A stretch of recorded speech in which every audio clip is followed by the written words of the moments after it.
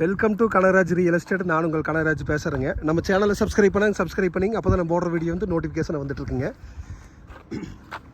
Main road பேஸில் ஒரு 3 acre 80 send விற்பனைக்கு வந்துருக்குதுங்க.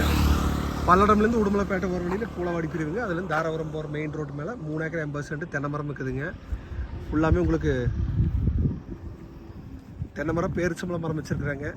கிணறு, போரு, ஃப்ரீ சர்வீஸ், வீடு எல்லா வசதியுமே இருக்குதுங்க. ரோடு பேஸ் ஒரு 200 அடி வருங்க.